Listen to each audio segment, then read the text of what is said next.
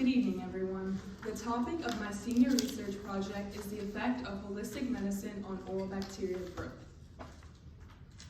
My name is Aaliyah Jones. I go to Dan River High School, and I plan on attending James Madison University to major in nursing. I chose to work with mouth bacteria because one of my grandparents was an RN and the other one was a CNA, and I want to follow in their footsteps to become a nurse practitioner. Oral health is associated with a wide variety of illnesses and disorders which are caused by high sugar-based diets and poor oral hygiene. According to Mann, about 3.5 billion people worldwide experience some type of oral illness. This study is important because it provides a convenient yet effective resource for humans with poor oral health. To understand the problems surrounding oral bacteria, one must acquire knowledge from the review of the literature. The human oral cavity harbors a complex microbial community known as the microbiome. The composition of the oral microbiome varies depending on a person's health state. The microorganisms present within this microbiome are frequently exposed to selective pressures such as dietary modifications, diseases, and antibiotic exposure. These pressures can cause microorganisms to adapt and build antibiotic resistance genes, which ensures the survival and persistence of the microorganisms. Because they have the ability to build up a resistance to antibiotics, the treatments that are currently used for oral diseases are no longer effective, which is where my gap became most evident in the review of the literature. Because antibiotics are no longer useful as treatment for oral diseases, researchers are attempting to use natural agents as an alternative. These are the natural antimicrobial agents that I researched: garlic, manuka honey, and apple cider vinegar. First up is garlic. Garlic contains an organosulfur compound, also known as allicin, and inside of garlic there is a clove that contains an enzyme called allinase, giving garlic its antimicrobial properties. Next is manuka honey. Manuka honey has been reported to have inhibitory effects against bacteria because it contains an enzyme that produces hydrogen peroxide when diluted. Then there's apple cider vinegar. Apple cider vinegar contains acetic acid, which has been revealed to stop the growth of oral bacteria. The next few antimicrobial agents that I researched was cranberry juice, onions, and turmeric. The unique chemical composition of cranberry juice, including the presence of A-type procyanidins, makes it a possible antimicrobial agent. Fructooligosaccharides are carbohydrates that are mainly used in prebiotics. Onions are recognized as a potential antimicrobial agent because of the fructooligosaccharides that are present within it. Turmeric is a commonly used spice that is also used in herbal medicine. It has many bioactive properties such as anti-inflammatory, antibiotic, and antibacterial. Studies have revealed that these 6 agents are the best possible natural alternatives for replacing systemic antibiotics. Based on the gap in my research question was, how do different types of holistic medicine affect the growth of oral bacteria? My research question allowed me to form my hypotheses.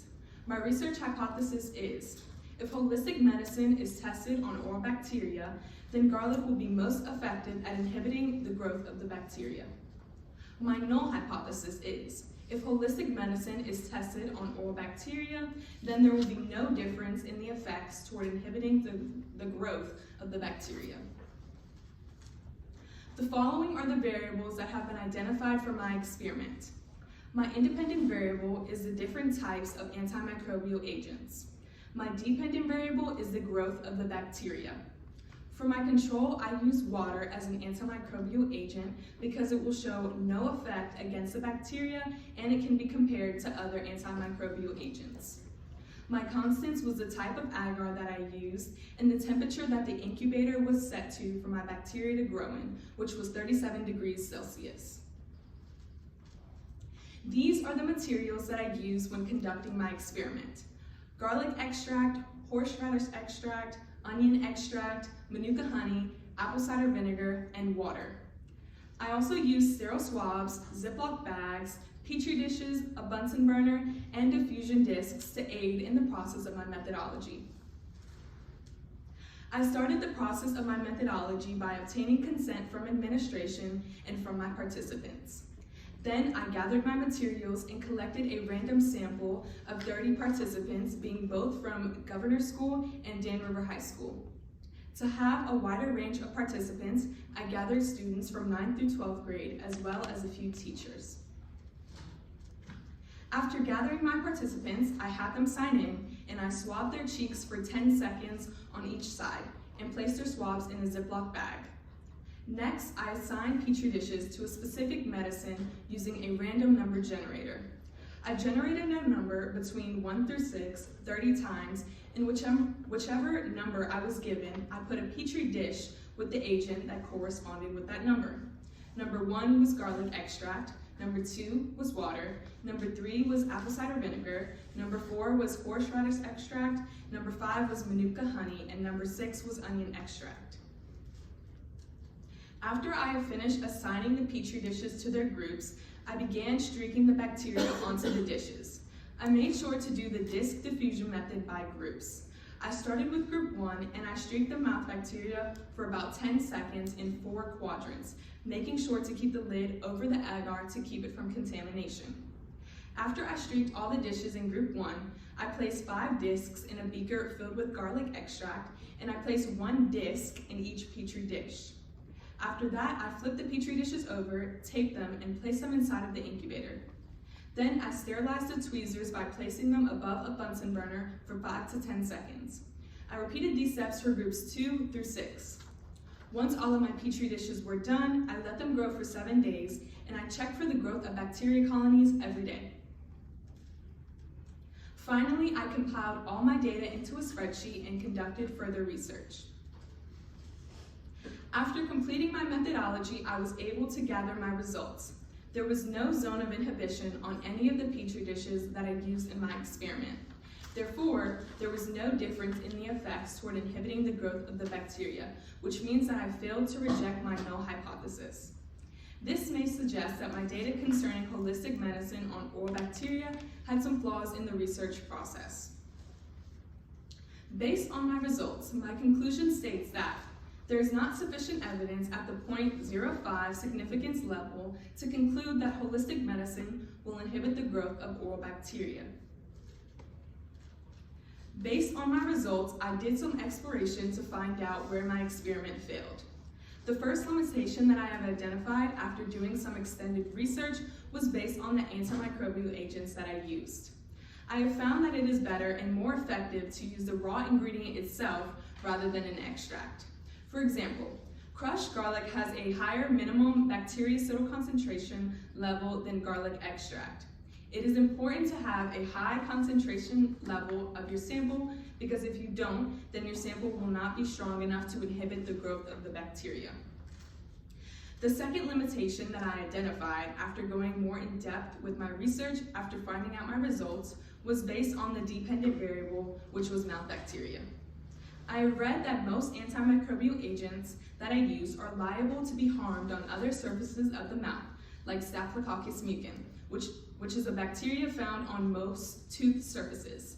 I believe that changing my dependent variable could have yielded different results. The third limitation that I've identified after doing some extended research after I came to the conclusion that I have no data was based on my methodology process. I have found that there would be more significant results if I were to take a swab of my participants' mouths and then have my participants chew on the actual agent and then swab their mouths again, putting both before and after samples on a Petri dish and performing the counting method to distinguish the difference. This project has taught me a few things, but most importantly, it has taught me how to engage in active learning by generating my own driving questions, seeking out answers, and exploring complex problems.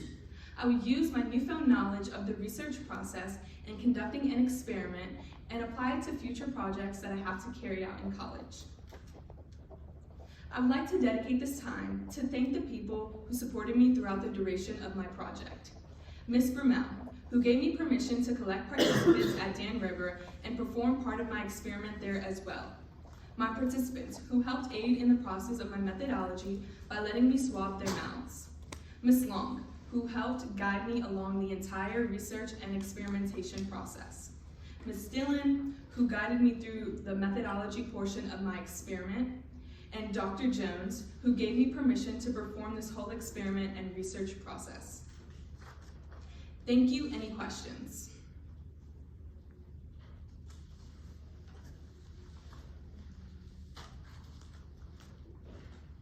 I have a question. Yes, Ms. Ashford? I find it interesting, and I want to know why. You decided to spend more of your time looking at why it didn't happen, and you said you wanted to look at your methodology. Mm-hmm. What made you want to do that? Ms. Ashworth asked me why I spent so much time focusing on how it didn't work, and to answer your question, I just wanted to figure out where I went wrong, because I did honestly want to know which antimicrobial agent would have been most effective, because a lot of people do have an oral illness, and I feel like it would have been extremely important to know so people can, use garlic or use onion in the real world. Thank you. And you didn't go wrong because you learned something from it.